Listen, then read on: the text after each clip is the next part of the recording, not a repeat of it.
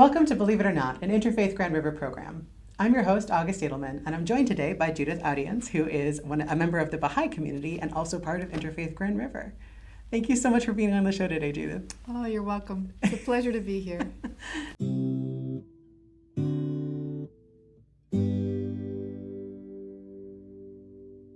So tell me a bit about yourself. Who are you out in the world?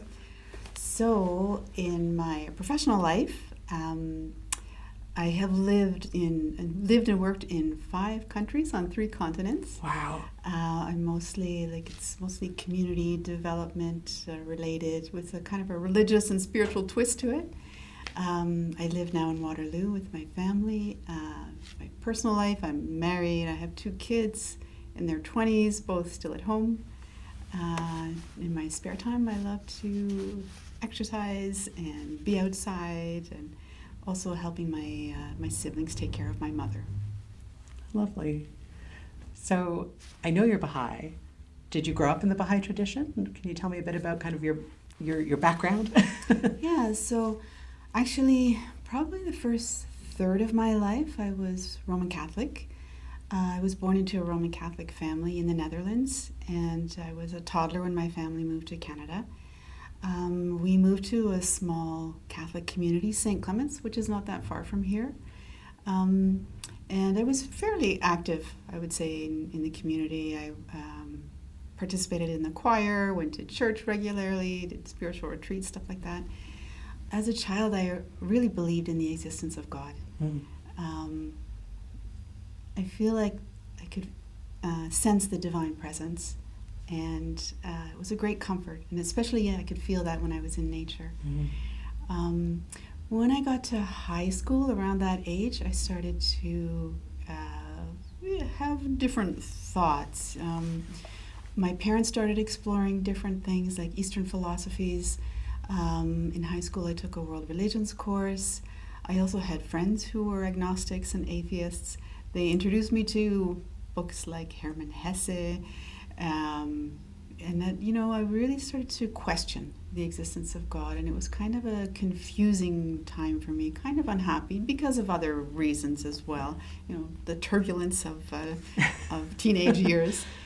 But yeah, life goes on. After I graduated, my international travel started. And I was still searching in my religious life. I went first to Africa, to Botswana, and then to Washington, D.C., and then to Amsterdam. And in Amsterdam, I met the Baha'i faith. And I was immediately attracted to the teachings, the spiritual side, the spiritual practices, but also the whole community aspect. It's a very active faith, very social justice minded, and that really appealed to me. So I became involved in the community there, and actually soon after that followed the promptings of my heart and moved to Bulgaria to assist the fledgling Baha'i community there. Then I met my husband there, who wasn't a Baha'i at the time, but that doesn't matter. And yeah, just settled down there. We had our kids there, and we lived there for almost 20 years. Wow. Actually, yeah. And then in 2015, we came to Canada. First, I was working at the Baha'i National Center in Toronto for a few years, but now I'm settled here in Waterloo. Very cool. Yeah. That's literally a world journey. To end up back here in little old Waterloo. Yeah. And yet, learning things at every step along the way. So you mentioned the community and social justice aspects of the Baha'i tradition really appealed to you. What are some of the main kind of tenets of your faith and your tradition that you just hold close to your heart? August, it's not easy for me to be brief. That's fine. Take your time. Because it's a new revelation, a new religious cycle. That's what we believe, and it's such an ocean of knowledge. Actually, Baha'u'llah, in his words, he says, "Immerse yourself in the ocean of my words, that ye may unravel its secrets." and discover all the pearls of wisdom that lie hidden in its depths. Mm. So it's also the mysticism in this religion that I really love too. Actually, I would refer the listeners to a talk that was given by the first Baha'i that was interviewed for this series. His name is John McLaughlin. Yes. Because I think that he gave a really good overview of the main principles of the faith. And the overarching principle is unity. Mm. He gave a good explanation of the oneness of God, the oneness of religion, the oneness of humanity. I'll just mention it really briefly here for context. Yeah. So we understand the oneness of God to mean that there's one creator, and depending on your religion, your background, you will use a different name to name him. And then the oneness of religion means that we believe that all religions have the same source, which is this creator. It's as if they are all chapters of one book, all progressing, succeeding on each other. And then oneness of humanity is that humankind is one species. It's one human family. So there is no justification for prejudice based on nationality or race or gender or class or any of these things. So yeah, that's the main principle, is unity. And Baha'is believe that the teachings of Baha'u'llah will help us to reach the era in which universal peace will be achieved. And actually, this idea of a golden age of universal peace is something that all the religious traditions, all the holy books talk about. And we firmly believe that we're going to get there, although even if you look at the world around us, it seems like, wow, that is just, it's a pipe dream, it's utopia. Yeah. But Baha'u'llah has given us a lot of different principles which will help us to implement or to establish this peace.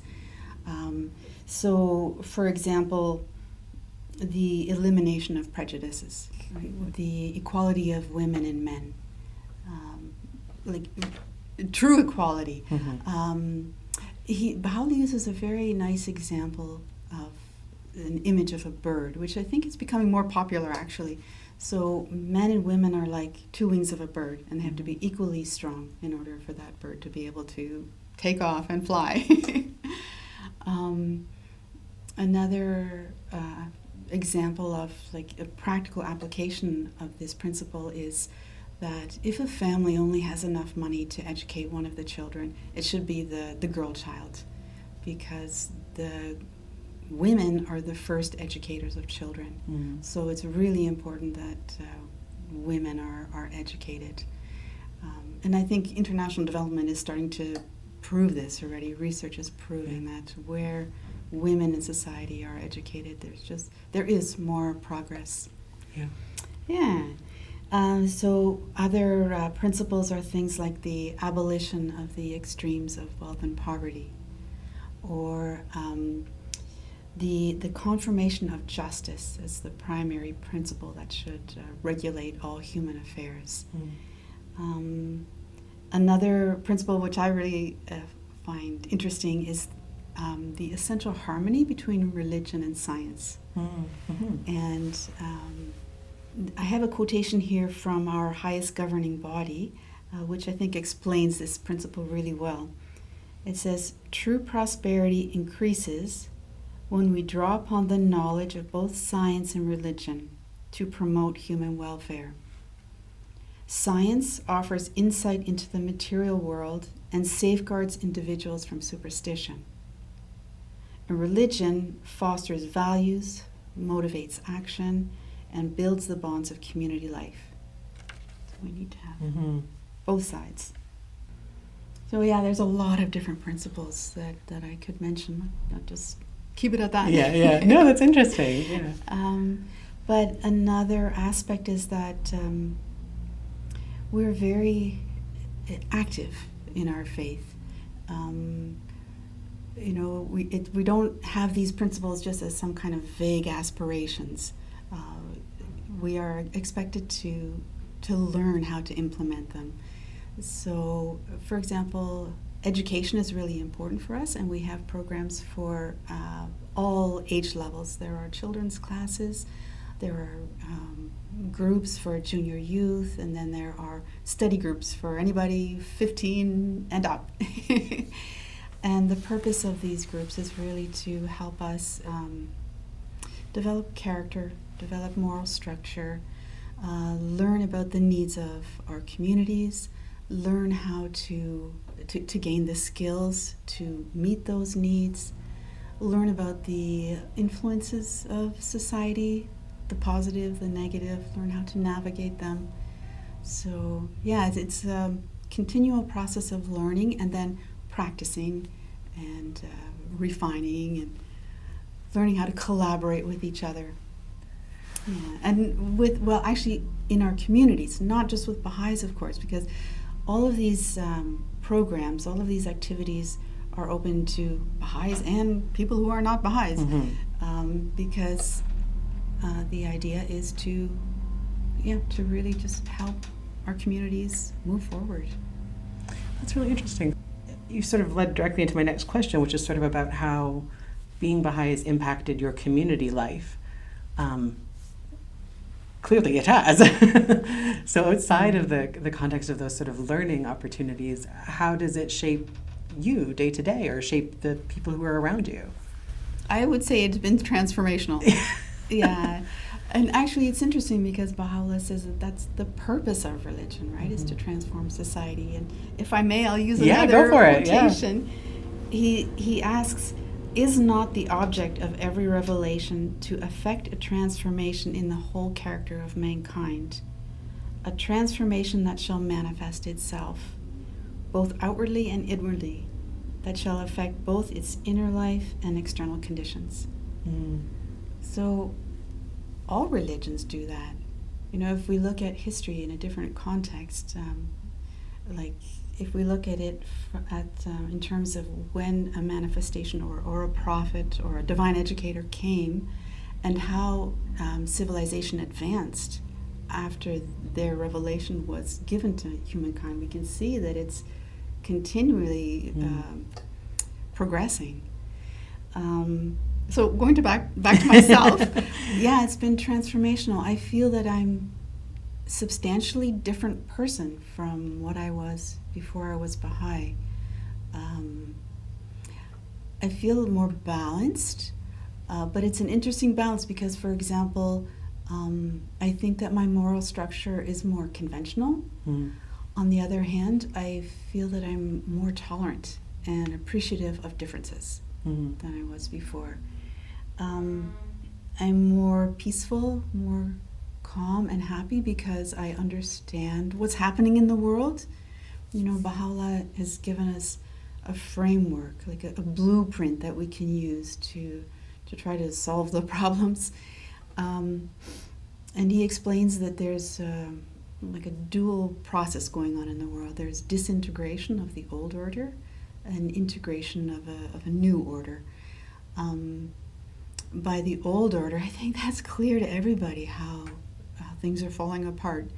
Institutions that we once trusted, such as banks and governments and so on, there's such a lack of faith now in the real motives of what they are doing. And concepts such as gender or authority, it just feels like they're all unraveling because they need to be rethought. What people need to think, what are the true values that we believe in and which can unite us and help us move forward. So definitely more peaceful, more positive than I used to be. Like, boy, it's sure scary when you look at the world right now. I'm an empathetic person, and I get really upset when I hear about things that are happening in Ukraine or Syria or Israel, Palestine. But this helps to ground me, and it gives a vision of where we can go. And I find that, if a person can, in their daily life, can be working away, working in their community or in their family, in their jobs, to improve things, then that can bring joy and peace. Yeah. Yeah, doing your little part in your little corner. Yeah. Because we're all part of kind of one big sweater. I don't know why I just turned that into a crochet metaphor, but that each stitch does matter, even if it's not the stitch that you notice. Yeah. Absolutely, I like that. I'm interested in sort of some challenges that maybe you've had, moving to a new country, finding a new religion, going to help, establish that religion in another country. Those are big changes. Have there been times in your life where it's been a challenge, where your faith has been a challenge to you, or where the faith has helped you? I mean, it sounds like it's helped you a lot overcome certain challenges. Definitely there are challenges. Yeah. Actually, I think that John McLaughlin referred to this too in his talk. The fact that we are diverse in our Baha'i communities, especially in the rural settings. Sorry, not rural. The rural, there might be a little bit more homogeneity, but in urban settings, there always seems to be so much diversity. And when you're trying to work with people, actually have meetings and make decisions and have minutes and everything, implement those decisions, it can be really challenging with those cultural backgrounds, or, we all come with our baggage. I think in our communities, a number of the people have been Baha'is through a number of generations now. It's a fairly young religion, so maybe 5-6 generations now. But a lot of us are new, so we come with our baggage, like our political beliefs and cultural and so on, and it can be really hard working together sometimes. Valid. So, yeah. But actually, we are encouraged, or how can I explain this? Baha'u'llah also talks a lot about consultation as a tool to solve problems, to solve all problems, like personal problems, and also, at all levels, national, even international. The time of fighting and conflict and so on, it's over. It's time now for us to be mature and talk to each other and listen to each other. Consultation is really a science and really an art. It requires a lot of humility and selflessness, and also like assertiveness. You have to voice your opinion. You have to be frank. You need to be loving and respecting of other ones, other opinions. So we have assemblies. We have local, national, international, and they're called spiritual assemblies. And the principle by which we work is consultation. And wow, it can be a challenge, but it's also really rewarding. Yeah, when you finally get to decent decisions. Yeah, I see so much crossover in what you're describing with what we do at IGR, and when the first time I joined a board of directors that didn't use consensus decision making, I was like, what are we supposed to be doing here? How do we solve problems if we just vote on things? That's not going to get you the best answer, because even though it is sometimes tiresome and a lot of work, you do come to a better resolution when you have input. Yeah. When you're just deciding A and B, well, maybe E is actually the best option, and you'll only get to it by modifying things. Yeah. But it's hard work. It's hard work. Yeah. And I can see where you and John as well sort of bring that experience in your tradition into IGR, for sure. So my last question is sort of just a little more generic, just kind of, is there something that you were thinking, I hope she asked me about today, or I hope I get to talk about this, or this is the thing I want to share with the people at home? Oh, there's a lot.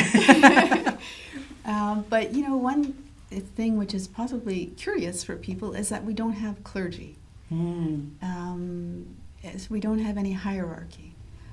As I mentioned, we do have an administrative structure, and those are assemblies.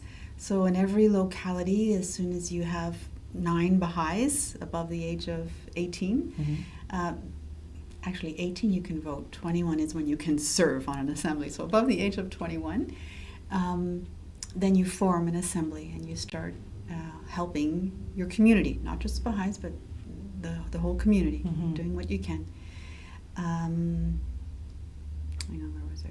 Yeah, so we don't have any clergy, but we have these administrative structures. And one thing I really appreciate is that they're very democratic. I think our system is more democratic than what we find in the world right now, actually. For example, there is no campaigning. There are no nominations. We don't talk about who should be on the assembly. Every believer just thinks for themselves, reflects about which people they think have the qualities, the knowledge, the character, the service, the experience that would make them a good contributor to this assembly.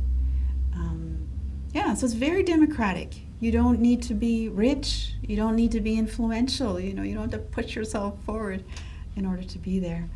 Also on the local and national level, they're elected yearly. So it's a lot of fresh blood coming in always. The international level, it's every 5 years. But yeah, I really like that about our faith, that we don't have any clergy, and that there's no hierarchy.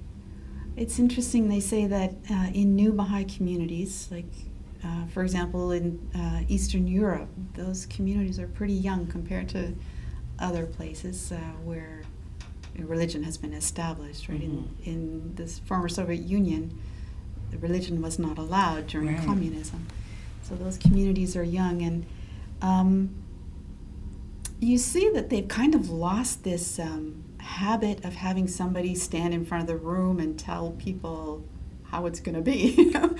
They really prefer to sit together and discuss the affairs of the community, and even talk about the writings and so on. And that's another point I'd like to add, is that independent search for the truth is one of the strong principles, that everyone has the right and has the responsibility to research for themselves. We are not allowed to proselytize. Everyone is free to make their own decisions, and they're encouraged to do so, which is great. Yeah, that's pretty cool. It's pretty cool. Yeah, actually, it reminds me of, I have one quote. Yeah, go for it. Yeah. Thou shalt see with thine own eyes and not through the eyes of others, and shall know of thine own knowledge and not through the knowledge of thy neighbor. I think that's really important in this age of social media. And I was just thinking that disinformation and disinformation. Yeah. That's really good. Yeah. Well, thank you for sharing that. You're welcome. And thank you for sharing all the stuff you've talked about today. It's been really interesting, and I feel like I've gotten to know you better, and I'm sure it's been really informative to people at home too. So thank you. Yeah, it's been a pleasure being here. Thanks. And thank you for joining us on Believe It or Not. We'll see you next time. You have such a calming presence. Good. Like, you can be very hyperactive, and you're there being like, I have a quote, like, isn't this lovely? And I was like, it is lovely. It is lovely. So no, that was really nice. Thank you. Well, you guys are